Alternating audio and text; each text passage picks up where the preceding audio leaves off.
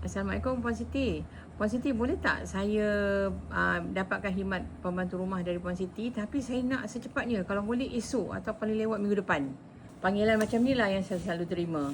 Jom saya explain sikit kenapa kita perlukan masa untuk membawa pembantu rumah ini masuk ke Malaysia. Tapi selalunya saya korek juga sikit kenapa sampai nak meet tu besok atau selewat-lewatnya minggu depan. Selalunya majikan akan beritahulah yang pembantu rumahnya telah lari. Jadi saya pun tanya, kenapa pula boleh lari? Kan pembantu rumah tu sepatutnya ada permit. Dan majikan pun explain dekat saya yang pembantu rumah tu diambil secara menggunakan visa pelancong. Kebiasaannya proses membawa masuk pembantu rumah ini kita mengambil masa lebih kurang dari 6 minggu ke 7 minggu. So dalam tempoh ni maknanya kita kira daripada tarikh kita terima dokumen yang lengkap dari majikan.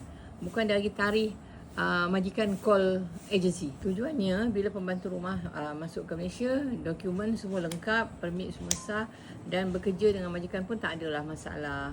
Kalau majikan mengambil pembantu rumah dengan agensi pekerjaan al-amin, pihak agensi akan mengikut guidelines dan segala undang-undang yang ditetapkan oleh pihak JTK, kedutaan dan juga immigration. So majikan-majikan di luar sana, janganlah berani sangat mengambil pembantu rumah yang menggunakan permit pelancong. Kalau nak kami bantu, hubungi pihak kami sekarang.